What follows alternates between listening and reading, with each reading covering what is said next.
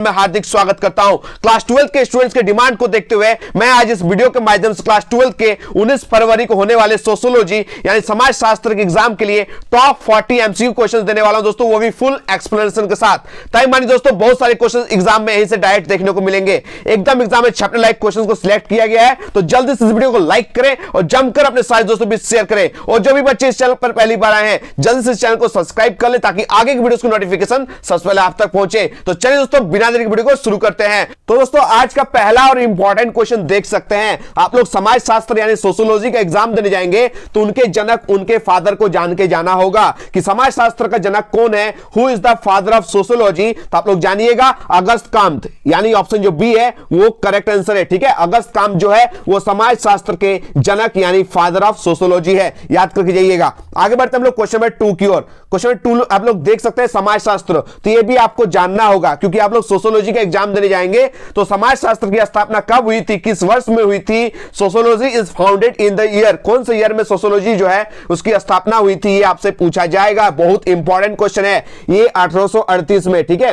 याद रखिएगा। इनके फादर कौन है? अगस्त काम्त, और इसकी स्थापना कब हुई थी? 1838। ठीक है, आगे बढ़ते हम लोग क्वेश्चन नंबर 3 की ओर। बहुत ही इंपॉर्टेंट क्वेश्चन है, बार बार जैक का रिपीटेड क्वेश्चन ये सब, ठीक है, करके जाना है। अगर साथ रहा दोस्तों, ज्यादा से ज्यादा लाइक इस चैनल में देखने को मिला इस वीडियो में, तो तय मानिए दोस्तों बैक टू बैक 4-5 सब्जेक्टिव का वीडियो, ऑब्जेक्टिव का वीडियो मैं दूंगा जो आपके एग्जाम में एकदम छपने वाले क्वेश्चंस का सिलेक्ट होगा। तो जल्दी से 500 प्लस लाइक दीजिए इस वीडियो को। जल्द आप लोग को एक टू बैक जितने भी वीडियोस होंगे वो देते जाऊंगा। ठीक है, तो किसने कहा कि जाति एक बंद वर्ग है? किसने कहा? ये कहा मजुमदार एवं मदान ने। याद रखिएगा, मजुमदार एवं मदान नहीं, तो मदान यहां पे ऑप्शन में नहीं है, तो मजुमदार टिक करके आना है। ठीक है, आगे बढ़ते हम लोग क्वेश्चन नंबर 4 की ओर। क्या पूछा गया है कि चिपको आंदोलन संबंधित है। चिपको आंदोलन के बारे में आप लोग क्लास 10 में भी पढ़े होंगे। चिपक के पेड़ों को यानी वृक्षों की रक्षा करना चिपको आंदोलन कहा जाता था।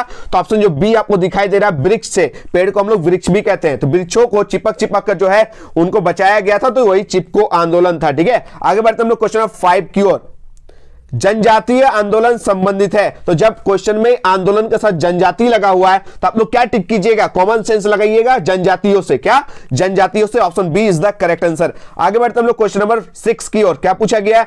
पर्यावरण आंदोलन संबंधित है। जब पर्यावरण के साथ आंदोलन लगा हुआ है तो आप ये भी कॉमन सेंस लगाकर बना सकते हैं कि पर्यावरण आंदोलन संबंधित होगा, किससे होगा? पर्यावरण से होगा। ठीक है, आगे बढ़ते हम लोग क्वेश्चन नंबर 7। ठीक है, सोशियोलॉजी बेस्ट सब्जेक्ट है दोस्तों। सोशियोलॉजी थोड़ा सा इजी है, समाज से रिलेटेड क्वेश्चंस पूछा जाता है, इसलिए आसानी से आप लोग कर पाएंगे। ठीक है, तो भारत के लिए क्या खतरा है? भारत के लिए जो है वो क्या खतरा है? तो क्षेत्रीयता भी, सांप्रदायिकता भी और जातीयता भी, तीनों का तीनों होना चाहिए, यानी इनमें से सभी होना चाहिए। अगर यहां पर ऑप्शन में रहता है इनमें से सभी, तो इनमें से सभी को टिक कीजिएगा, और अगर इनमें से चुनने बोलेगा तो सांप्रदायिकता को टिक कीजिएगा। धर्म के आधार पर मारकाट करना, लड़ाई करना, ये भारत के लिए सबसे खतरनाक है। ठीक है, और अगर यहां पर इनमें से सभी रहता तो आप लोग इनमें से सभी टिक करके आइएगा। ठीक है, आगे बढ़ते हम लोग क्वेश्चन नंबर 8 की ओर।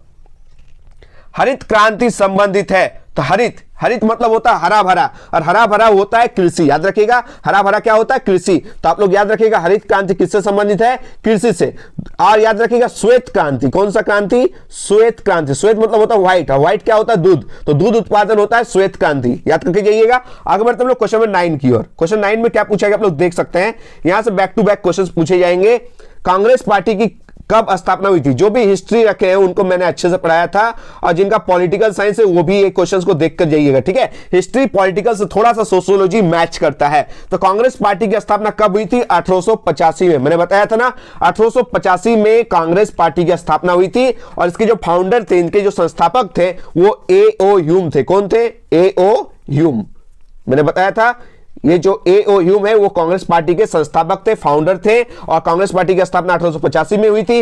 उमेश चंद्र बनर्जी जो है इसके अध्यक्ष थे प्रथम, और फर्स्ट महिला अध्यक्ष जो थी एनी बसंत थे, और फर्स्ट महिला भारतीय अध्यक्ष जो थे वो सरोजिनी नायडू थे। आगे बढ़ते हम लोग क्वेश्चन नंबर 10 की ओर। क्या पूछा गया? ब्रह्म समाज की स्थापना किसने की? जितना भी समाज है ना दोस्तों, आर्य समाज, ब्रह्म समाज, सत्य शोधक समाज, ये सबके फाउंडर को देखकर जाना है, कौन स्टेब्लिश किया था, क्योंकि समाज है। सोशियोलॉजी मतलब समाज का शास्त्र, सोशियोलॉजी मतलब समाज का शास्त्र। जितने भी समाज है, ब्रह्म समाज, आर्य समाज, जितने भी समाज है ना, साहित्य शोधक समाज, उसके संस्थापक, उनके फाउंडर को आपको जान के जाना होगा। ये सब बेसिक क्वेश्चंस है जो समाज शास्त्र में पूछे जाते हैं। तो यहां जो क्वेश्चन में 10 में पूछे गए हैं कि ब्रह्म समाज की स्थापना किसने की, तो किसने की थी? राजा राम मोहन राय ने। किसने की थी? ब्रह्म समाज की स्थापना राजा राम मोहन राय ने की थी 1828 में, याद रखिएगा 1828 में ब्रह्म समाज की स्थापना राजा राम मोहन राय ने की थी। ठीक है, आगे बढ़ते हम लोग क्वेश्चन 11। भूमंडलीकरण संबंधित है, जितने भी करण है ना, भूमंडलीकरण, संस्कृतिकरण, ठीक है, सबको देख के जाना है, यहां से क्वेश्चंस पूछे जाते हैं। ठीक है, भौगोलिकरण, तो भूमंडलीकरण यहां पे क्वेश्चन पूछा गया है, तो ये किससे संबंधित है, तो ये जो संबंधित है उदारीकरण से। किससे? उदारीकरण से। अगर उदारीकरण ना मिले तो निजीकरण से। यहां जो आप देख रहे हैं ना जितने भी ऑप्शंस, उदारीकरण, आधुनिकीकरण, पश्चिमीकरण, औद्योगिकरण, भूमंडलीकरण, ये सारे के सारे के सब्जेक्टिव क्वेश्चन जो है करके जाना है। ये करण सब से क्वेश्चन पूछे जाते हैं कि उदारीकरण से आप क्या समझते हैं, आधुनिकीकरण से आप क्या समझते हैं, पश्चिमीकरण से आप क्या समझते हैं, उदारीकरण से आप, औद्योगिकरण से आप क्या समझते हैं। तो जितने भी करण है ये देखकर जाना है सब्जेक्टिव के तरफ से। ठीक है, और याद रखिएगा हरित क्रांति मोस्ट इंपॉर्टेंट है, सब्जेक्टिव में करके जाना है। क्वेश्चन 12 आप लोग देख सकते हैं, पंचायती राज अधिनियम कब पारित हुआ। तो ये जो पंचायती राज अधिनियम कब पारित हुआ था, 1959 में। कब? ऑप्शन जो ए है वो करेक्ट आंसर है। आधुनिक भारत में, याद रखिएगा, आधुनिक भारत में प्रथम बार, ठीक है, तत्कालीन प्रधानमंत्री पंडित जवाहरलाल नेहरू द्वारा राजस्थान के नागौर जिले में, राजस्थान के नागौर जिले के बगधरी गांव में 2 अक्टूबर, कितना, 2 अक्टूबर 1959 को पंचायती राज व्यवस्था लागू की गई थी। अगर आपसे क्वेश्चन पूछा जाए कि पंचायती राज व्यवस्था जो है कहां लागू की गई थी, अगर राज्य पूछे तो राजस्थान, जिला पूछे तो नागौर, और गांव यदि पूछे तो बगधरी गांव, और यदि डेट पूछे तो 2 अक्टूबर 1959 को। किसने लागू किया था? उस टाइम भारत के पहले प्रधानमंत्री पंडित जवाहरलाल नेहरू। आगे बढ़ते हैं हम लोग क्वेश्चन 13। बहुत इंपॉर्टेंट क्वेश्चन, यहां से बैक टू बैक जितने भी इंपॉर्टेंट क्वेश्चंस बनेंगे मैं आप लोगों को समझाने वाला हूं। ठीक है, क्योंकि सोशियोलॉजी इजी है, यहां आप 30 की 30 एमसीक्यू एकदम सही कर सकते हैं, गारंटी है। ठीक है, 30 की 30 एमसीक्यू क्वेश्चन आराम से कर लेंगे और सब्जेक्टिव भी आराम से कर लेंगे। ये इजी सब्जेक्ट है, इसको खाली समझना है। समाज जितना अच्छा समझेंगे, समाज शास्त्र में उतना अच्छा परफॉर्म करेंगे। ठीक है, तो उरांव जो है आप लोग जानते हैं, उरांव जो है किस राज्य के निवासी है? Oraon is inhabitant of the state. कौन से स्टेट के इनहेबिटेंट है, यानी किस राज्य के ये जो उरांव है ये निवासी है? तो याद रखिएगा उरांव जो है ये झारखंड राज्य के निवासी है। यहां से बहुत सारे क्वेश्चन मैं आप लोगों को समझाने वाला हूं। ठीक है, उरांव झारखंड की दूसरी और भारत की चौथी, ठीक है, उरांव जो है झारखंड की दूसरी और भारत की चौथी सर्वाधिक जनसंख्या वाली जनजाति है। तो उरांव क्या है? एक जनजाति है, झारखंड में दूसरी और भारत में चौथी सर्वाधिक जनसंख्या वाली जनजाति है। याद रखिएगा ये जो उरांव जनजाति होता है ना, ये एजुकेटेड होता है, यानी शिक्षित जनजाति होता है और जागरूक जनजाति होता है। याद रखिएगा उरांव जनजाति झारखंड की दूसरी सर्वाधिक जनजाति है और भारत की चौथी। और ये जो उरांव जनजाति होती है ना, ये शिक्षित होती है, एजुकेटेड होती है और जागरूक जनजाति होती है। ठीक है, और बहुत सारे क्वेश्चन जो है मैं बताने वाला हूं इससे। ठीक है, जब जनजाति से क्वेश्चन आया तो भारत को पहले लेते हैं। किसको लेते हैं? भारत, उसके बाद झारखंड की बात करते हैं। पहले भारत में, याद रखिएगा भारत में सर्वाधिक जनसंख्या वाली जो जनजाति है वो भील है। क्या है? भील। भील जनजाति भारत की सबसे ज्यादा सर्वाधिक जनसंख्या वाली जनजाति है, यानी फर्स्ट। सेकंड बात करें तो गोंड। क्या? गोंड, याद रखिएगा गोंड जनजाति जो है भारत में दूसरी सर्वाधिक जनसंख्या वाली जनजाति है। और तीसरा याद रखिएगा संथाल। तीसरा में कौन है? संथाल, इसको याद कीजिएगा। और चौथा नंबर में याद कीजिएगा ये उरांव। ठीक है, चौथा में ये उरांव, इसको स्क्रीनशॉट ले लीजिए कि भारत में सर्वाधिक जनसंख्या वाली जनजाति भील, दूसरा गोंड, तीसरा संथाल और चौथा उरांव। ये भारत की। अब हम लोग बात करेंगे झारखंड की। चलिए झारखंड की बात करते हैं। तो झारखंड की सर्वाधिक जनसंख्या वाली जनजाति है संथाल। कौन सा? संथाल, ये पहला। दूसरा याद रखिएगा उरांव। क्या? उरांव। और तीसरा याद रखिएगा मुंडा। क्या? मुंडा। ये झारखंड की बात करें, झारखंड में सर्वाधिक जनसंख्या वाली जनजाति है संथाल, दूसरी उरांव और तीसरी मुंडा। याद कर लीजिएगा। और भारत में मैंने बताया भील, तो अगर क्वेश्चन भारत का पूछे तो भील टिक कीजिएगा, झारखंड का पहला पूछे तो संथाल याद कीजिएगा। क्लियर? आगे बढ़े लोग नेक्स्ट क्वेश्चन की ओर। चलिए आगे बढ़ते हैं हम लोग क्वेश्चन 14 की ओर। क्वेश्चन 14 देख सकते हैं, मैंने बताया ना जितना भी करण है ना, करण को देखकर जाना है। भूमंडलीकरण, संस्कृतिकरण, जितना भी करण है ये सोशियोलॉजी के इंपॉर्टेंट क्वेश्चंस होते हैं। तो संस्कृतिकरण की जो अवधारणा है, जो कंसेप्ट है, वो किनका देन है? जो संस्कृतिकरण का जो अवधारणा यानी कंसेप्ट है वो किसने दिया है, किन्होंने दिया है? M.N. श्रीनिवास। याद रखिएगा ऑप्शन जो बी है वो करेक्ट है, M.N. श्रीनिवास। चलिए आगे बढ़ते हैं हम लोग नेक्स्ट क्वेश्चन की ओर। Question number 15। क्वेश्चन 15 ये भी करके जाना है कि प्रभु जाति की जो अवधारणा है वो किसकी देन है, ठीक है। The concept of dominant caste is given bye किनके द्वारा, याद रखिएगा एम.एन. श्रीनिवास, यानी ऑप्शन डी जो है इसका भी करेक्ट आंसर है। आगे बढ़ते हैं हम लोग क्वेश्चन नंबर 16 की ओर। सूचना अधिकार अधिनियम पारित किया गया, तो सूचना का अधिकार जो अधिनियम है ये कब पारित किया गया, ये 15 जून को, कब 15 जून 2005, ठीक है। थोड़ा सुधार कर लीजिएगा, ऑप्शन बी में 5 हो गया, यहां होना चाहिए कितना 15 जून, ठीक है 15 जून 2005 ये जो है सूचना का अधिकार अधिनियम पारित हुआ था 15 जून 2005 को लागू किया गया था, ठीक है। सॉरी पारित किया गया था, क्या किया गया था, पारित किया गया था, पारित किया गया था 15 जून में। तो सर लागू कब किया गया था, अगर लागू पूछे तो 12 अक्टूबर, ठीक है, यहां डाउट मत पालिए, ठीक है। पारित का बात आया तो 15 जून और लागू किया गया था 12 अक्टूबर में, ठीक है, याद कर लीजिएगा 2005 में। आगे बढ़ते हैं लोग नेक्स्ट क्वेश्चन की और क्वेश्चन नंबर 17 देख सकते हैं दोस्तों। क्वेश्चन नंबर 17 में क्या पूछा गया कि जनांकिकी विज्ञान है, जनांकिकी विज्ञान है, जन लगा हुआ है आगे तो जन वाला ही मारिएगा, ठीक है, जनसंख्या, क्या population study, demography is the science of population study, यानी जनांकिकी विज्ञान किसका है, जनसंख्या अध्ययन का जो विज्ञान है वो जनांकिकी विज्ञान है। आगे बढ़ते हम लोग नेक्स्ट क्वेश्चन की और क्वेश्चन नंबर 18 क्या पूछा गया, राष्ट्रीय जनसंख्या नीति कब घोषित की गई, तो राष्ट्रीय जनसंख्या नीति ये करके जाना है, बहुत इंपॉर्टेंट है, 2000 में, कब 2000 में राष्ट्रीय जनगणना ये जनसंख्या नीति की जो है वो घोषणा की गई थी। केंद्रीय सरकार ने, कौन सरकार ने, केंद्रीय सरकार ने, सेंट्रल सरकार जो है गवर्नमेंट है, उन्होंने 2 बच्चों के सिद्धांत को बढ़ावा देने तथा 2045 कितना 2045 तक जनसंख्या को स्थिर रखने के उद्देश्य से 15 फरवरी 2000, कब 15 फरवरी 2000 को, 15 फरवरी 2000 को राष्ट्रीय जनसंख्या नीति की घोषणा की थी, याद रखिएगा। आगे बढ़ेंगे हम लोग नेक्स्ट क्वेश्चन की और क्वेश्चन नंबर 19 देख सकते हैं। क्वेश्चन 19 में क्या पूछा गया कि किस राज्य में साक्षरता दर सबसे ज्यादा है, साक्षरता दर मतलब साक्षर यानी पढ़े लिखे लोग, किस राज्य में पढ़े लिखे लोगों की जनसंख्या जो है ज्यादा है, ठीक है, यानी in which state literacy rate is highest, literacy rate जो है वो सबसे ज्यादा पढ़े लिखे जो है वो किस राज्य में है, तो वो केरल में है, किस राज्य में है, केरल राज्य में सबसे ज्यादा पढ़े लिखे लोग, साक्षर लोग है, एजुकेटेड लोग है, ठीक है।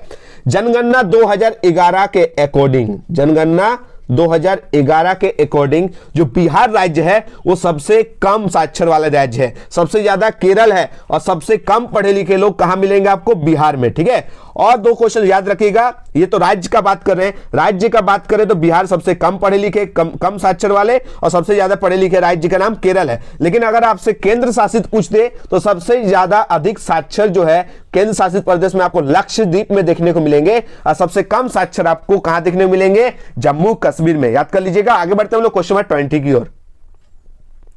कृषक आंदोलन के जनक कौन है, बहुत पूछा जाता है ये क्वेश्चन, तो याद रखिएगा स्वामी सहजानंद सरस्वती कृषक आंदोलन के जनक कौन है, option C is the correct answer, ठीक है। स्वामी सहजानंद सरस्वती सन्यासी होने के बावजूद भी स्वामी सहजानंद सरस्वती ने रोटी को ही भगवान माना था, किसको, रोटी को भगवान माना था, रोटी को भगवान माना था और किसानों को भगवान से बढ़कर माना था, ठीक है, याद रखिएगा। तो कृषक आंदोलन के जनक पूछे तो Swami Sahajanand Saraswati, option C is the correct answer.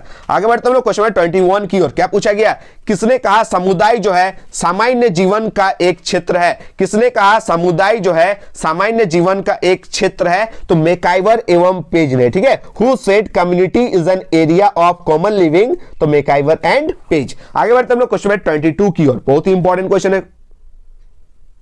Bengal में स्वदेशी आंदोलन किसने प्रारंभ किया, option A is the correct answer, Rajnarayan Basu, क्या हो जाएगा, राजनारायण बसु, ठीक है। आगे बढ़ते हम लोग क्वेश्चन नंबर 23 की ओर। उदार राष्ट्रीयता का काल है, तो उदार राष्ट्रीयता का काल जो है दोस्तों, the era of liberal nationalism is 1885 to 1905, याद रखिएगा। अच्छा सर 1885, ऑप्शन ए 1885 में ऐसा क्या हुआ था सर, इसको याद रखेंगे, कांग्रेस पार्टी की स्थापना हुई थी। और 1905 में सर क्या हुआ था, बंगाल का विभाजन हुआ था, याद रखिएगा। 1885 में कांग्रेस की स्थापना हुई थी और 1905 में बंगाल की विभाजन हुई थी। और ये जो 1885 से 1905 का जो काल है उसको उदार राष्ट्रीयता का काल के नाम से जाना जाता है। आगे बढ़ते हम लोग क्वेश्चन नंबर 24 की ओर। क्या पूछा गया क्वेश्चन नंबर 24 में कि किसने कहा मनुष्य को यह समझ लेना चाहिए कि वह अपनी गरीबी का स्वयं ही कारण है। बहुत सही कहा, मनुष्य को यह समझ लेना चाहिए कि अपनी गरीबी का जो कारण जो है वो खुद है। ये किसने कहा था? ये माल्थस ने कहा था। ये भी क्वेश्चन रिपीटेड क्वेश्चन है, जैक के पूछे जाने वाले क्वेश्चन है। आगे बढ़ते हम लोग क्वेश्चन नंबर 25 जो बहुत ही इंपॉर्टेंट क्वेश्चन है। पर संस्कृति का संबंध है, पर जोड़ संस्कृति। तो आप लोग कॉमन सेंस लगाइएगा, यहां पर संस्कृति वर्ड यूज है तो आप लोग अपने दिमाग से भी संस्कृति को टिक कीजिएगा। किसको टिक करना है? ऑप्शन सी को। क्यों? क्योंकि सर बताए हैं कि क्वेश्चन में जो दिखाया गया वर्ड है उसी से हम लोग आंसर को रिलेट करेंगे। तो पर संस्कृति, तो पर संस्कृति किससे संबंध है? संस्कृति से संबंध है। किससे संबंध है? संस्कृति से। ठीक है, इस वीडियो को लाइक कीजिए और अपने सारे दोस्तों को शेयर कीजिए। ठीक है, मैं भी देखना चाहता हूं कि सोशियोलॉजी जो है, समाजशास्त्र में कितने बच्चे इंटरेस्टेड बच्चे हैं जो पढ़ाई करना चाहते हैं, जो इंपॉर्टेंट क्वेश्चन चाहते हैं। दबाकर लाइक कीजिए, जितने बच्चे लाइक करेंगे उतने ज्यादा मोटिवेट मिलेगी और मैं आप लोगों के लिए एक से एक धाकड़ वीडियोस जो है प्रोवाइड करता रहूंगा। बस चले तो आप लोगों के लिए लाइव क्लास भी लेकर आऊंगा, लाइव टेस्ट लेकर भी आऊंगा। ठीक है, तो जल्दी से ज्यादा ज्यादा बच्चे लाइक करें ताकि मुझे पता चलना चाहिए कि सोशियोलॉजी को है वो कितने बच्चे रखे हैं, कितने बच्चे सोशियोलॉजी का जो है वीडियोस चाहते हैं। आगे बढ़ते हैं हम लोग क्वेश्चन नंबर 26 की ओर। क्या पूछा गया है कि मंडल आयोग की स्थापना किस वर्ष की गई थी? Mandal commission was established in the year. तो कौन से ईयर में, कौन से साल में मंडल आयोग की स्थापना की गई थी? ये की गई थी 1979 में। याद रखिएगा 1979 में। ये मंडल आयोग नाम पड़ा है बीपी मंडल के नाम से। किनके नाम से? बीपी मंडल, बिंदेश्वरी प्रसाद मंडल। ठीक है, जो मंडल आयोग के अध्यक्ष भी थे। इस जो मंडल आयोग की जो मुख्य सिफारिश थी वो ओबीसी कैटेगरी को 27% आरक्षण देने की बात कही गई थी। यही इन लोग का मुख्य डिमांड था। ठीक है, और उस टाइम जनता पार्टी की सरकार थी। आगे बढ़ते हैं हम लोग क्वेश्चन नंबर 27 की ओर। सीमांत व्यक्ति की जो अवधारणा है ये किसने दी? The concept of marginal man is given by, किसके द्वारा दिया गया था? रॉबर्ट ई पार्क के द्वारा दिया गया था। ऑप्शन जो ए है वो करेक्ट आंसर है। ठीक है, आगे बढ़ते हम लोग क्वेश्चन नंबर 28 की ओर। बहुत ही रिपीटेड क्वेश्चन है, जैक की तरफ से बार बार पूछा जाता है। विवाह जो है ये भी आपको समाज में देखने को मिलता है, शादी विवाह जो है ना, ये सोशियोलॉजी से रिलेटेड क्वेश्चन है कि हिंदू विवाह कानून कब बना था? तो ये जो हिंदू विवाह कानून बना था ये 1955 में बना था। ऑप्शन जो बी है वो करेक्ट आंसर है। आगे बढ़ते हम लोग क्वेश्चन नंबर 29 की ओर। क्या पूछा गया है कि क्रिएशन ऑफ पैट्रियार्की नामक पुस्तक किसने लिखी? Who rot the book creation of patriarchy? बहुत ही इंपॉर्टेंट क्वेश्चन है। इसके जो याद रखिएगा राइटर का नाम, ये राइटर का नाम रखिएगा जी लर्नर। ठीक है, यहां जो नहीं होगा, क्या होगा?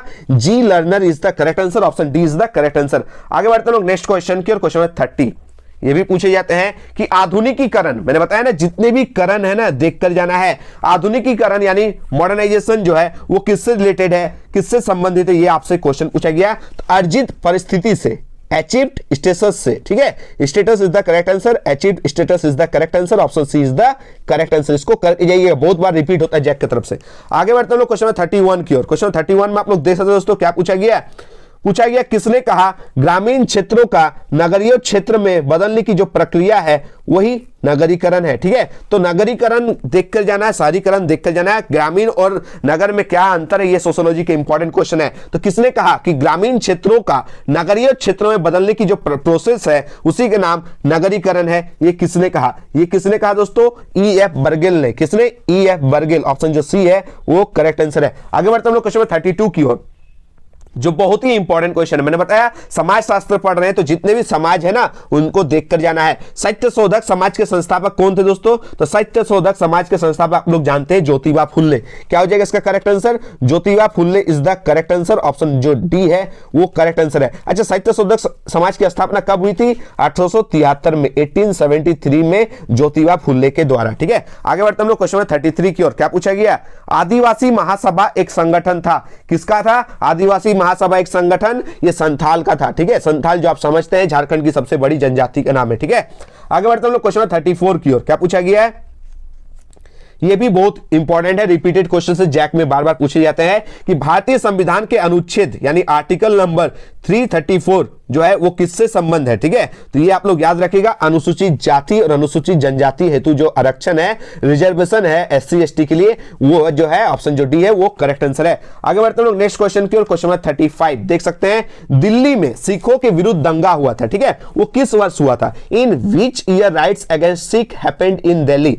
तो यानी सिखों के विरुद्ध जो दंगा हुआ था वो दिल्ली में हुआ था कहां हुआ था? अगर क्वेश्चन आए कि सिखों के विरुद्ध दंगा कहां हुआ था, वो दिल्ली में हुआ था। लेकिन यहां पे जो क्वेश्चन पूछा है कि किस वर्ष में हुआ था, तो किस वर्ष में हुआ था? 1984 में। अच्छा, क्यों हुआ था? क्योंकि 1984 में, ठीक है, भारत की पहली महिला प्रधानमंत्री इंदिरा गांधी की हत्या उन्हीं के बॉडीगार्ड्स ने कर दी थी, उन्हीं का अंगरक्षकों ने कर दी थी, जो सिख समुदाय से थे। इसीलिए दिल्ली में इनके विरुद्ध में बहुत बड़ा जो है दंगा हो गया था। दिल्ली में कब हो गया था? 1984 में। ठीक है, आगे बढ़ते हैं क्वेश्चन 36 की ओर। 36 में क्या पूछा गया है कि बलवंत राय मेहता समिति की अनुशंसा किससे संबंधित है? तो ये जो बलवंत राय मेहता समिति की अनुशंसा है, ये किससे संबंधित है? ये पंचायती राज से संबंधित है। तो पंचायती राज को आराम से करके जाइएगा। ठीक है, तो आगे बढ़ते हैं क्वेश्चन 37 की ओर। राजमोहिनी आंदोलन जो है संबंधित है, किससे संबंधित है दोस्तों? राजमोहिनी आंदोलन जो है वो जनजाति आंदोलन से संबंधित है। ऑप्शन जो बी है वो करेक्ट आंसर है। आगे बढ़ते हैं लोग नेक्स्ट क्वेश्चन की ओर। क्वेश्चन नंबर 38, सरहुल फेमस पर्व है, याद रखिएगा, फेमस जो है फेस्टिवल है वो झारखंड स्टेट का है। तो सरहुल किस राज्य का प्रसिद्ध पर्व है? तो Sarhul is famous festival of which state? Jharkhand. ठीक है, याद रखिएगा, सरहुल जो है कहां मनाया जाता है? झारखंड मनाया जाता है। ठीक है, आगे बढ़ते हैं लोग क्वेश्चन 39 की ओर। क्या पूछा गया? उपनिवेशवाद का जो संबंध है, जो कोलोनिज्म जो है वो रिलेटेड है, किससे रिलेटेड है? आप लोग सही पता है, साम्राज्यवाद से। किससे है? साम्राज्यवाद से। ऑप्शन जो डी है वो करेक्ट आंसर है। आगे बढ़ते हैं आज का लास्ट और अंतिम क्वेश्चन, क्वेश्चन नंबर 40। ठीक है, क्या पूछा गया है कि निम्न में से किससे प्रजातंत्र का चौथा स्तंभ कहा जाता है? Which is known as fourth pillar of democracy. यानी याद रखिए, फोर्थ पिलर यानी चौथा स्तंभ प्रजातंत्र में किसे कहा जाता है? आप सही पता है, जनसंचार को। किसको? जनसंचार को। ऑप्शन जो ए है वो करेक्ट आंसर है। आप लोग कमेंट बताइए 40 में से आप लोग कितना क्वेश्चंस का आंसर जानते थे, और नेक्स्ट वीडियो आप लोग कब चाहते हैं, कितना जल्दी चाहते हैं, कमेंट बॉक्स में जरूर बताइएगा। जितने ज्यादा इस वीडियो को लाइक कीजिएगा, शेयर कीजिएगा, मैं एक से एक धाकड़ वीडियो सोशियोलॉजी का लेकर आऊंगा, और टारगेट जो है 30 का 30 एमसीक्यू मैं दिलवाने वाला हूं, गारंटी। ठीक है, आप लोग बने रहिए, बस चैनल को सपोर्ट कीजिए, लाइक कीजिए, जमकर अपने सारे दोस्तों के बीच शेयर कीजिए। मिलते हैं एक नए धाकड़ वीडियो के साथ। धन्यवाद, जय हिंद, वंदे मातरम।